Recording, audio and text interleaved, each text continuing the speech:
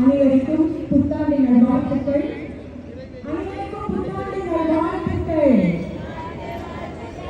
நன்றி நன்றி நன்றி.